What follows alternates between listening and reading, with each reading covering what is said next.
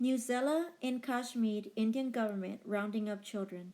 By Washington Post, adapted by NewsELA staff on 9/11/19. Pampore, India. The sun was setting in early August. Three boys walked home from their mosque. Farhan Farouk, a skinny 13-year-old with a tuft of black hair, was the youngest.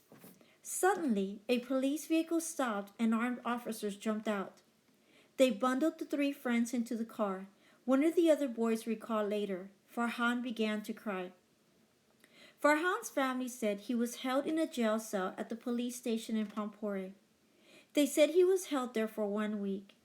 Pampore is 10 miles outside of Srinagar, the largest city in the state of Jammu and Kashmir. It is the northern part of the South Asian subcontinent.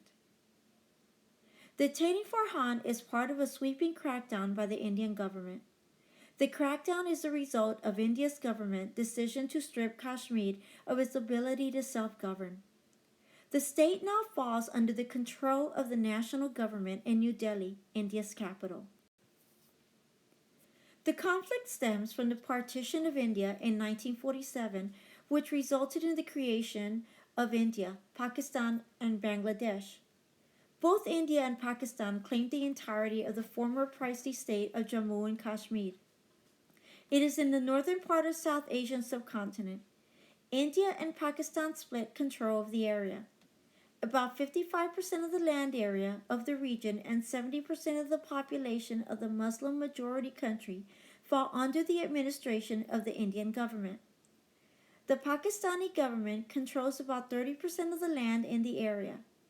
China, which also became involved in the conflict, controls about 15% of the land in the area. Farhan was among an estimated 3,000 people detained or arrested in Kashmir since August 5th. The number comes from a government official who spoke without giving their name. The official wasn't authorized to speak on the matter. It's unclear how many of the detainees were minors or are people younger than 18 years old. However, at least 5 Kashmiri minors were detained since the crackdown began. Atmosphere of fear. There's an atmosphere of fear in every house, said Farhan's mother Nazia. She didn't know why her son was detained. If they can pick up children, they can do anything. India's government did not respond when asked to speak about the detention of children. A police official for the district said no minors had been detained. Narendra Modi is India's Prime Minister, a role similar to a nation's president. Modi has promised that removing Kashmir's self-ruling government as a state will usher in a new dawn for the Muslim-majority region. However, Kashmiris have instead experienced more than 3 weeks of silence and anger. This is a result of thousands of arrests. India's government also created a communication blackout. The blackout blocked people in the region from using technology to contact others. It also prevents information from getting to them. They don't know what is happening. Many members of the state's government are under arrest. Lawyers and business executives have also been detained.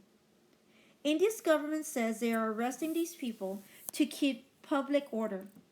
Hundreds of young men have been arrested without specific reasons, their relatives say, targeting everyone from teens to longtime politicians. Heavy-handed security by police isn't new in Kashmir. Since 1989, many in the state have been fighting against control by India. Yet experts say the scale of the current crackdown has affected more people than ever. The police are targeting everyone from teenagers to relatives of militants to longtime politicians. United Nations UN workers have expressed concern. It's very worrisome, said Bernard de Jaime. He leads a working group on enforced or involuntary disappearances for the UN.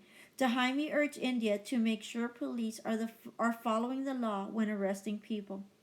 He also said relatives of the detainees must be informed.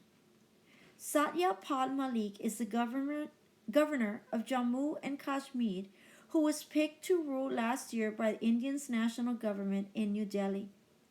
He said India's government has been saving lives in the state.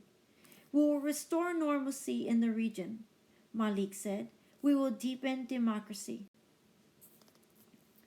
Kashmiris said that over several months in 2016, large number of young men were also detained. That happened after violent protests. This time, however, there have been no protests. Instead, the government feared the reaction of Kashmir to its loss of independence. One police official spoke without giving his name. He said the government is detaining certain people. The government thinks they'd be likely to throw stones at security forces during protests. Some detentions are also taking place under Kashmir's Disputed Public Safety Act. The state law allows the government to hold people up to 2 years without charges. The government says the Public Safety Act detains people to protect national security.